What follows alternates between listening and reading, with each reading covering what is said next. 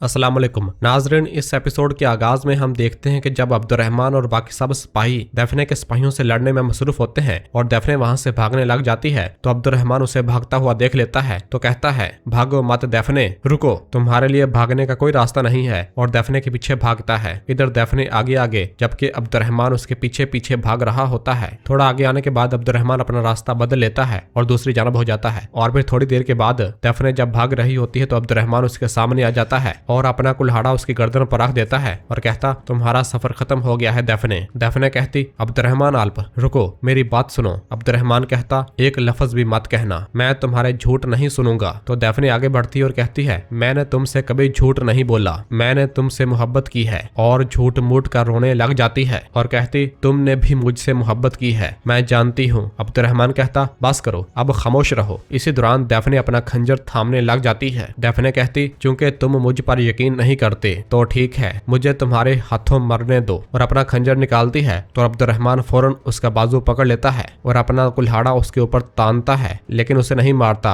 और कुल्हाड़ा जमीन पर गिरा देता है और उसे जोरदार थप्पड़ मारता है तो दफने जमीन पर जा गिरती है। और फिर अब्दुर्रहमान उसकी तलवार निकाल कर दूर फेंक देता है और उसे पकड़कर उठाता है और कहता, उठो उठो। अब्दुर्रहमान कहता, क्या मैं तुम्हारी बातों में आऊंगा? हाँ, हमारे सुल्तान तुम्हें सजा देंगे, चलो, और उसे लेकर रवाना होता है। जबकि इधर दरसून और हलीमा सिपाहियों को मार डालते हैं और फिर हलीमा दरसून से पूछती, तुम यहाँ क्या कर रहे हो? क्या तुमसे छुटकारा नहीं मिल सकता? दरसून कहता, मैं उरहान साहब के लिए खबर लाया था, मैंने अलाउद्दीन साहब के बारे में सुना, सुनकर मुझे बहुत दुख हुआ, तुम्हें डर लगा होगा। तो हलीमा कहती, तुम्हें मेरे बारे में सोचने की इजाजत नहीं है करासी ओगलू, और वहां से रवाना होती है। तो दरसून उसके सामने आ जाता है और कहता है, हलीमा, तुम मुझे कब माफ करोगी? अगर मैं मर जाऊं तो क्या तुम माफ कर दोगी? इस पर हलीमा खामोश हो जाती है और वहां से चली जाती है। जबकि इधर उरहान साहब दफने के कमांडर को जोरदार थप्पड़ मारते हैं और उसे कहते, बोलो, तुम गैमलक के बारे में क्या जानते हो? एंद्रियास का अगला कदम क्या है? तो वो कमांडर कहता, मैं शहजादे एंद्रो नकोस का कमांडर हूँ, क्या तुम्हें लगता है कि तुम मुझसे कुछ उगलवा सकते हो? हाँ। यह सुनकर उरहान साहब तुरहान को इशारा करते हैं तो तुरहान अपना खंजर लेकर आगे बढ़ता है और सिपाही से कहता, इसकी जबान निकालो। तो सिपाही जबरदस्ती उसका मुंह खलवा कर जबान बाहर निकालने लगता है तो वो कहता, ठीक है, मैं बोलूंगा। और फिर बताता है कि दफने ने बताया, एंद्रियास आज गैमलक में अस्पोर्चा को फांसी देने वाला है। यह सुनकर उरहान साहब इशारा करते हैं और तुरहान उसका गला काट डालता है, जबकि उरहान साहब बहुत ज्यादा परेशान हो जाते हैं। इसी दौरान अब्दुर्रहमान दफने को पकड़कर वहां उनके पास लेकर आता है और बताता है, इस घात के पीछे की आलाकार दफने थी, हम इस गद्दार का क्या करें मेरे सुल्तान? सुल्तान कहते, इसे बोरसा ले जाओ, इसकी सजा का फैसला नीलोफर करेगी। और फिर सिपाहियों से कहते हैं, सिपाहियों तैयार हो जाओ, हम गैमलक जा रहे हैं, और वहां से आगे बढ़ते हैं।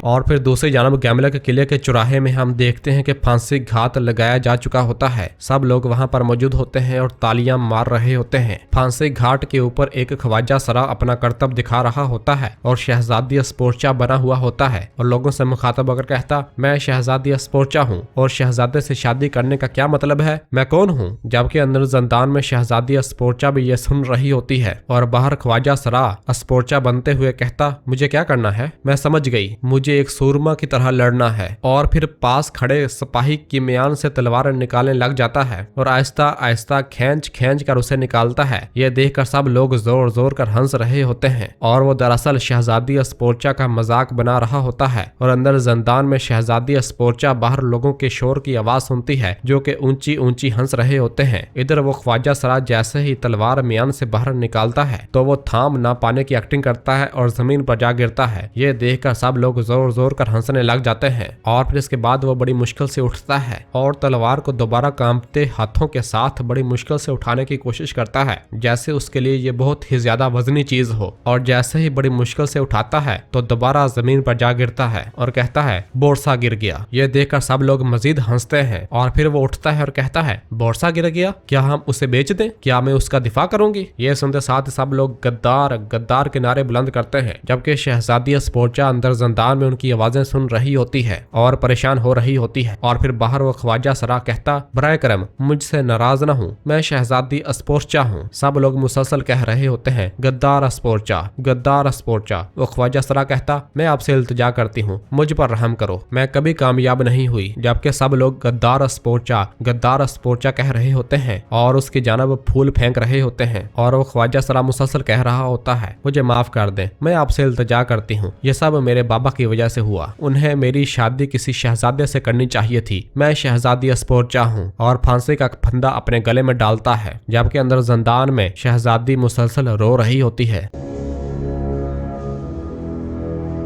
जबकि दूसरी जानब जंगल में हम देखते हैं कि कुछ बाज़ंतनी सिपाही आराम कर रहे होते हैं और आग जलाए बैठे हुए होते हैं। तुरहान भी कुछ सिपाहियों के हमरा दूर से उन्हें देख रहा होता है। एक सिपाही कहता, ये कितने मजे में है, हमें कब तक इंतजार करना पड़ेगा तुरहान साहब। तुरहान कहता, सब्र के साथ हुकूमत करने वाला फतहमंद होता है अयाज, इंतजार करो। और फिर इसी दौरान दो घुड़सवार वहां उनके पास आते हैं। उन्हें देखते हुए तुरहान कहता, अगर हमने उन पर हमला किया होता तो घोड़े पर मौजूद ये दो फौजी उन्हें खबर कर देते। वो पूरी तरह तैयार हैं और इसलिए हमें मोहतात रहना होगा। और फिर कहता, यहाँ इंतजार करो, और जाने लगता है तो पीछे से अयाज कहता, तुरहान साहब। तो तुरहान उसे वहीं रोक देता है और खुद मैदान में आ जाता है। तुरहान को अपनी जानब आता हुआ देखकर तमाम बाज़ंतनी सिपाही अपनी अपनी तलवारें निकाल लेते हैं। तुरहान उन पर झपट पड़ता है और एक एक करके उन्हें मौत के घाट उतारने लग जाता है। जो भी उसके सामने आ रहा होता है उसकी तलवार का मजा चख रहा होता है। तुरहान अकेला ही कई बाज़ंतनियों को मौत के घाट उतार देता है। इस दौरान एक बाज़ंतनी सिपाही फौरन भागता है और अपने घोड़े पर सवार होकर जैसे ही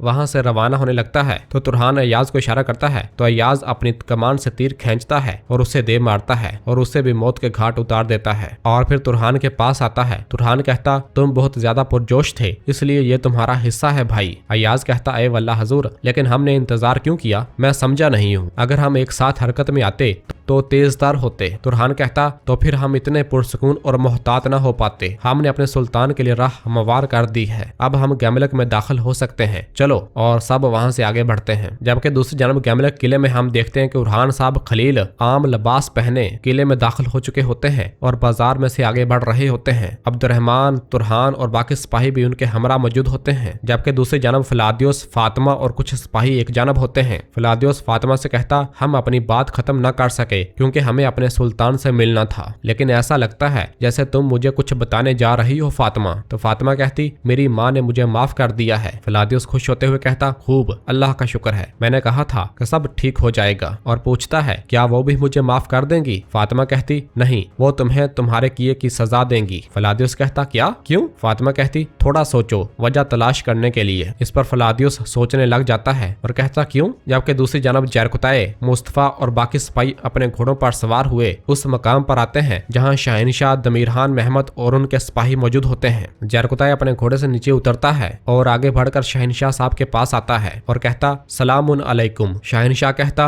अगर हमारे सामने हमारा पुराना दोस्त जरकुताए सरदार है तो वालेकुम सलाम, और अगर उरहान का कासद है। जरकुताए कहता, हमने कासद के लिए आपका इस्तकबाल देखा है। मैं ना कोई कासद हूँ ना तुम्हारा पुराना दोस्त, मैं सुल्तान उरहान का आखिरी लफ्ज हूँ। और फिर कहता है, मेरे सुल्तान कह रहे हैं कि हमने कराजा हिसार को तुम्हारे कब्जे से बचा लिया है। अगर शहनशाह और इसका कबीला मेरी जमीनें छोड़ देता है, भाइयों का खून बहने का कोई सबब बाकी नहीं रहेगा। हमारे सुल्तान आपको सुलह की शराइत पर बात करने के लिए मशावरत के मकाम पर मदु कर रहे हैं। यह सुनकर महमद कहता, अब के बाद ना हम आपसे मिलेंगे और ना ही कोई मुआहिदा करेंगे। और फिर दमीरहान पूछता, तुम्हारा सुल्तान हमें मारने वाला था तो अब क्या हुआ? क्या तुम हमारे बनाए हुए इत्तेहाद से खौफजदा हो? और फिर शहनशाह से कहता, इसका मतलब उरहान के हवास अपनी जगह पर आ गए हैं। तो शहनशाह कहता, अब क्या फायदा दमीरहान साहब, तलवार एक बार म्यान से निकल चुकी है। जाओ और अपने सुल्तान से कहो या तो वो अपनी सारी मलकियत हमारे लिए छोड़ देगा, वरना ये हम यहाँ हैं, अपनी फौज के साथ आ जाए। तो जरकुताए कहता, मैं उन्हें बता दूंगा। और यह कहकर वापस रवाना होता है। तो इधर दमीरहान शहनशाह से कहता, आंद्रियो निकोस की हमायत और इस तूफान के बारे में मालूम होने पर जो गैमलक से टकराएगा, उरहान का दिमाग बंद हो चुका है। और फिर इधर शामिल जरकुताए जरकुतै से कहता, उन्होंने चारा निगल लिया है जरकुतै साहब, वो समझ रहे हैं कि हम कमजोर हालत में हैं। जरकुतै कहता,